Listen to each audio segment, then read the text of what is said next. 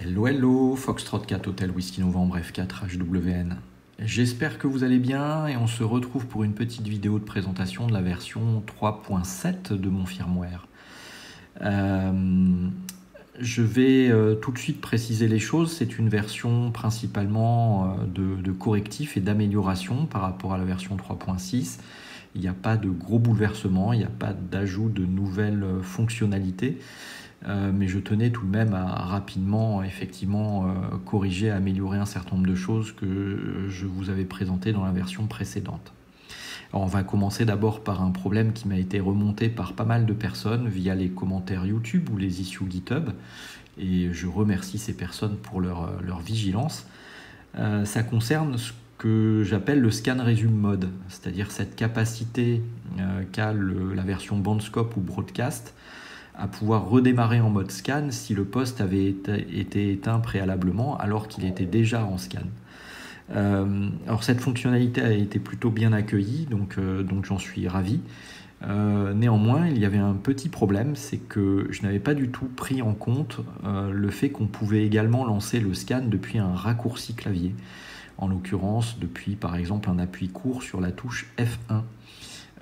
Et dans ces cas-là, le scan ne redémarrait pas au redémarrage du poste. Donc ce problème a été résolu.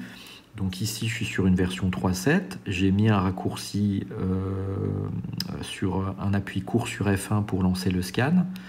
Donc là, il y a du monde qui bosse sur qui trafique actuellement sur le F1 ZUS. Donc on va passer plutôt sur le scan de la liste 2. Donc c'est principalement les bandes PMR, en tout cas sur mon poste. Donc on voit que le scan donc fonctionne. Je l'ai donc activé encore une fois par un raccourci sur la touche F1. Si j'éteins le poste et que je le rallume, eh bien on voit bien que le scan repart sur la liste 2, il n'y a pas de souci. Si je refais encore un appui court, je passe sur la liste 3, c'est les bandes maritimes pour moi. Je relance. Je suis bien en train de scanner automatiquement la liste 3. Voilà. Donc ce problème a été résolu et c'est plutôt une bonne chose. Deuxième problème, ça concernait en fait le passage dans les menus cachés. Alors, vous l'avez vu dans la version 3.6, j'ai rajouté un menu qui s'appelle Set NFM pour éventuellement choisir entre Narrow et Narrower. Et du coup, ça a créé un petit problème, c'est-à-dire que quand vous passez dans les menus cachés en appuyant sur le PTT plus la touche F1, la logique, c'est que vous passez dans les menus cachés, mais le but, c'est aussi de tomber par défaut sur le menu F-Lock. Et si vous faites le test sur la version 3.6, vous verrez que vous tombez sur 7 NFM, qui vous renvoie d'ailleurs une valeur qui est complètement folklorique. Il doit vous proposer logiquement Narrow ou Narrower. C'est normal qu'il y ait ce bug. Donc là, c'est corrigé sur la version 3.7. Quand vous passez dans les menus cachés, vous tombez automatiquement sur le menu F-Lock. Troisième chose que j'ai également modifiée, ça concerne, alors ça ne concernera d'ailleurs que les personnes qui utilisent la version Bandscope, puisque je n'ai pas la place d'appliquer ce correctif à la version Voxless. Ça concerne donc un bug qui concerne donc l'analyseur de spectre. Alors, je vais vous montrer sur une version 3.6. Donc là, j'ai une version 3.6 qui est donc buggée là-dessus. Donc, sur le VFOA, je me suis mis sur 145. Sur VFOB, 145-500. Je vais passer en mode scan range. Voilà qui est fait. Et là, j'active le bandscope. Et voilà ce que vous obtenez. C'est peut-être une fonctionnalité que vous ne connaissiez pas. Moi, je la maîtrisais relativement mal avant qu'on me remonte d'ailleurs le bug.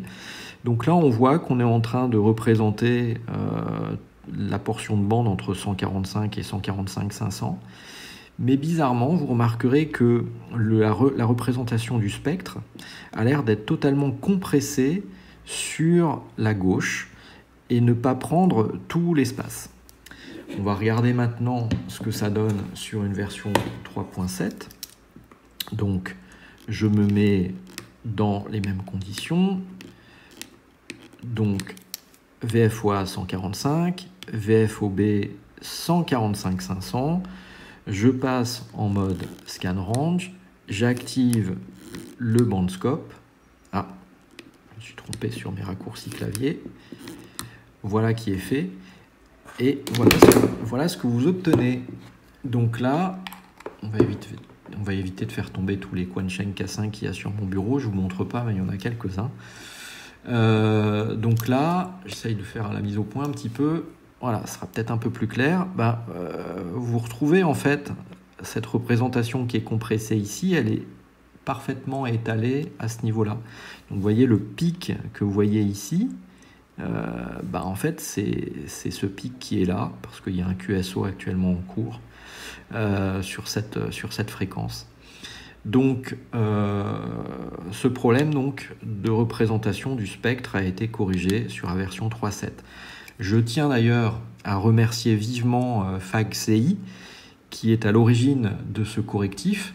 Je vous rappelle que FAGCI, c'est lui qui est à l'origine du développement de cet analyseur de spectre que l'on peut utiliser sur cette version Bandscope. Il a fait un travail extraordinaire là-dessus parce que moi je trouve que c'est très très utile.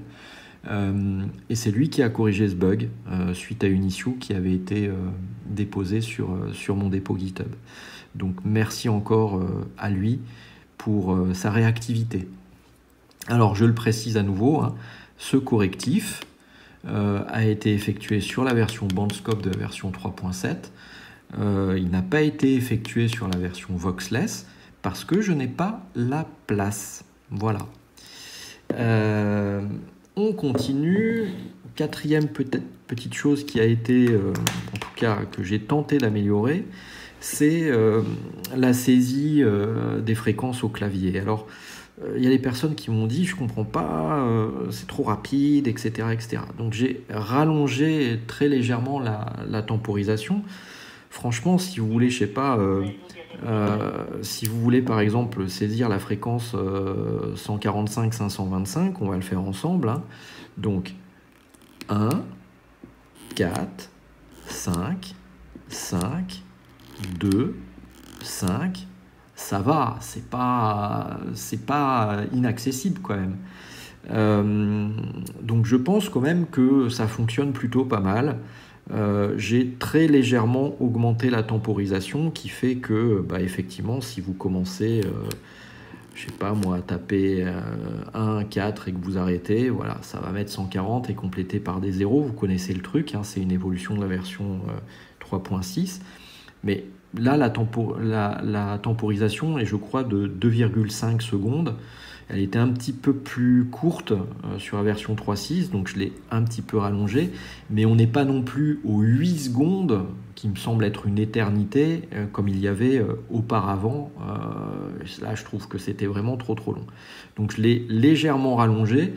Vous me direz ce que vous en pensez, mais franchement, on va le refaire. Hein. Je vais par exemple taper une fréquence bien connue sur la région parisienne, sur les bandes PMR, voilà, 446, 168, 75, ça va tout seul, hein, franchement, voilà. Alors je sais pas si c'est vraiment encore trop rapide, j'augmenterai un petit peu le temps, mais là on est à 2 secondes et demie, hein, donc 2 secondes et demie, le temps qu'on tape, ça laisse quand même le temps de changer, de déplacer son doigt d'une touche à l'autre, je pense. Hein. Voilà. Donc je pense avoir fait le tour de ces évolutions, principalement sur cette version 3.7. J'ai également travaillé sur des parties, mais qui ne vous concernent pas, qui concernent les outils de compilation, les scripts qui me permettent de gagner en productivité, mais ça c'est quelque chose qui déborde du périmètre de cette vidéo, bien évidemment. Maintenant, on va faire un petit état des lieux, en gros, de l'évolution de ce firmware. On en est à la version 3.7. Ça va faire bientôt 1 an calendaire que je travaille dessus. En point de situation en termes d'espace, sur la version Bandscope, il reste 231 octets de libre. Sur la version broadcast, il doit y avoir un tout petit peu plus de 2 kg, je crois que c'est 2095 octets pour être précis. Et sur la version Voxless, il ne reste plus que 27 octets de libre. Donc, première décision, je sens que ça va couiner, mais tant pis. Je pense que la version Voxless 3.7 sera la dernière. Je préfère garder les 27 octets de libre à dispo pour éventuellement pouvoir me donner une chance de corriger un ultime bug bloquant qui gênerait vraiment à l'utilisation du poste. Mais je pense que la version Voxless n'évoluera plus. J'avais choisi tout de même de garder cette version Voxless à la fin du printemps, au tout début de l'été. Je crois que la première version Voxless, je l'ai sortie en juillet, le 2 ou 3 juillet dernier. Je ne pensais pas la garder aussi longtemps. Bon, on est mi-novembre. Ça fait donc plus de 4 mois maintenant que je la maintiens. C'était vraiment temporaire, j'ai fait mon maximum, mais je suis pas magicien non plus, hein. Donc cette version Voxless en plus me demande énormément de temps en termes de réponse aux messages, parce que je reçois énormément de messages de personnes qui me disent, par exemple là depuis une semaine j'ai reçu plein de messages de personnes qui me disaient je comprends pas, tu as dit qu'il y avait une fonctionnalité qui permettait de relancer le scan au démarrage, chez moi ça marche pas. Ben oui, je l'ai expliqué, ça marche pas parce que ça rentre pas dans la version Voxless, il n'y a pas la place. Donc je passe plus de temps en fait à répondre pourquoi telle ou telle fonctionnalité ne fonctionne pas que de maintenir et développer la version en elle-même. De toute façon, je peux plus rien faire, il n'y a plus de place dedans. Donc sur la version Voxless, c'est la fin de l'histoire. Voilà. Sauf éclair de génie de ma part pour éventuellement refaire de la place en optimisant encore le code, mais j'ai vraiment de gros doutes.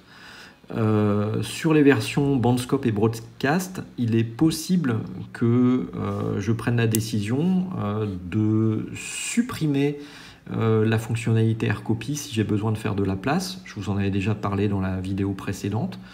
La fonctionnalité AirCopy, moi, c'est une fonctionnalité que j'apprécie beaucoup, mais si jamais j'ai besoin de faire de la place en supprimant la fonctionnalité AirCopy, je dois retrouver pas loin de 2 kg de mémoire de libre. Maintenant, je ne le ferai qu'à partir du moment où j'aurai des choses à ajouter. Si je n'ai rien à ajouter, ça ne sert à rien de supprimer quelque chose qui peut servir. Je l'avais expliqué dans la vidéo précédente. En complément, dans cette version 3.7, vous allez tout de même trouver une quatrième version que je vais vous présenter, qui est une version un peu particulière. Donc vous allez trouver Bandscope, Broadcast, Voxless, qui sera donc encore une fois probablement la dernière, mais une nouvelle version qui s'appelle Rescue Ops. Alors je vous la montre ici. Donc cette version est une nouvelle déclinaison sur laquelle j'ai commencé à travailler et j'aspire à continuer à l'améliorer. Et tout cela fait suite à un échange très intéressant que j'ai eu avec un pompier professionnel. J'ai eu des échanges très intéressants avec lui. Il me disait, voilà, ce poste marche très bien sur le terrain, ton firmware fonctionne très bien aussi, mais il y a quelques petites choses qui seraient bien améliorées si c'est possible. Alors j'ai apprécié énormément d'ailleurs la façon dont il a amené le sujet, parce qu'il y a beaucoup de personnes qui arrivent, qui disent même pas bonjour et puis qui exigent des choses. Je ne suis pas votre obligé, je fais ce que je veux. Et surtout en plus quand on ne me dit même pas bonjour, j'ai du mal à répondre. Néanmoins là c'était très bien amené, donc une personne vraiment avec je pense beaucoup d'empathie et de sérieux dans ce qu'il a expliqué. J'ai trouvé ça très très intéressant, et il me disait notamment en fait il faudrait qu'on puisse éviter que des utilisateurs qui maîtrisent pas le poste fassent n'importe quoi avec, en appuyant sur des touches, en se baladant dans les menus ou ce genre de choses. Et c'est vrai que ça fait sens dans ce genre de situation. Donc je lui ai dit que j'allais y réfléchir et j'ai commencé à travailler dessus. Je continue de discuter avec lui bien sûr sur ce sujet. Alors je le précise, tout de même, parce qu'il y a plein de gens qui vont me tomber dessus, je ne suis absolument pas un professionnel du métier, je ne connais rien au secourisme. J'ai une formation de base, bien sûr, mais je ne suis pas du tout un professionnel du domaine. Néanmoins, voici moi ce que pour l'instant j'ai fait. Donc là, vous avez une version de mon firmware, qui est la version 3.7, qui se distingue juste des autres versions par le fait qu'il n'y a ni la Broadcast FM, ni le Bandscope, qui pour moi ne sont d'aucune utilité réelle, en tout cas sur le terrain.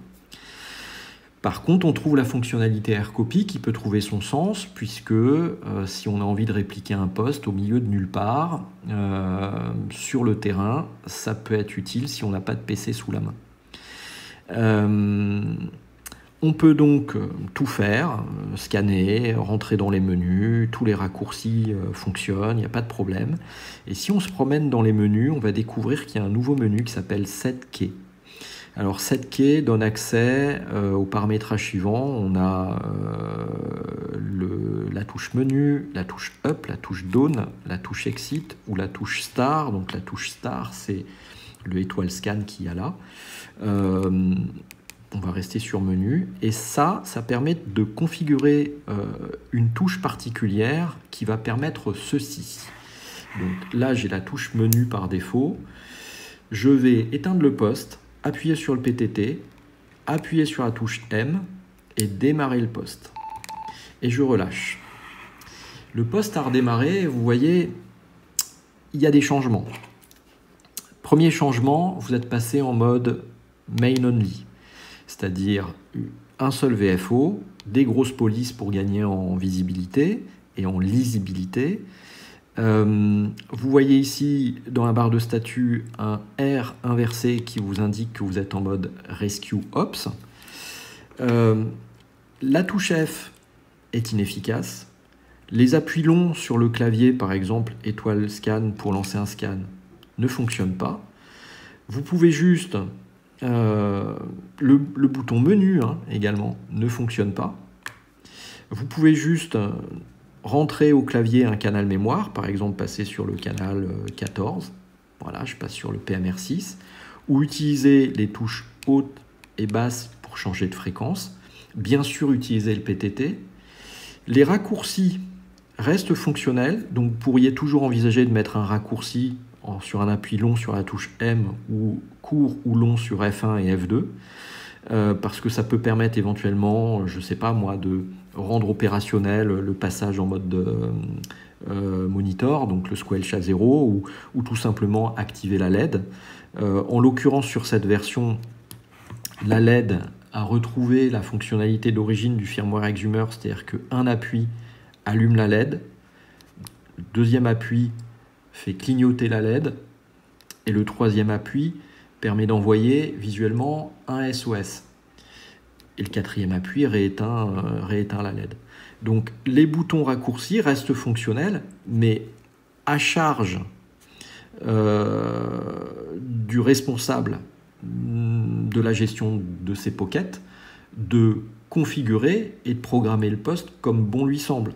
S'il ne veut même pas des raccourcis, il suffira qu'il mette raccourci à known sur F1 short, F1 long, etc., etc. Et les raccourcis seront absolument inefficaces. Donc, ça permet quoi? Ça permet du coup ensuite d'avoir un poste où on peut juste changer de canal mémoire, soit en tapant le numéro au clavier, soit avec les touches haut et bas, et puis passer en émission. On ne peut pas prendre le risque d'aller bricoler un truc, changer un paramétrage, faire un appui long quelque part, ou ce genre de choses, même accidentellement. Là, le poste, il est, entre guillemets, bridé. Alors, en l'occurrence, quand on est dans ce mode rescue, le poste s'en souvient. C'est-à-dire que si je l'éteins et que je le rallume, il reste toujours en mode rescue. Pareil également, le passage éventuellement dans les menus cachés est bridé. Voilà, j'ai beau appuyer sur PTT et F1, on ne va pas sur les menus cachés. Par contre, AirCopy fonctionne. Donc, touche PTT et F2, voilà, on peut passer en AirCopy. Donc là, il est vraiment verrouillé.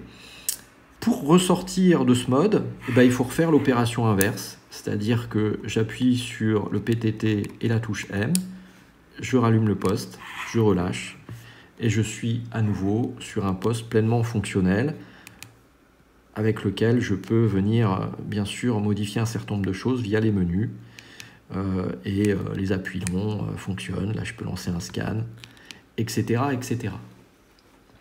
Donc voilà pour cette version Rescue Ops. Encore une fois, je ne suis pas un spécialiste du métier, mais je trouve le projet intéressant.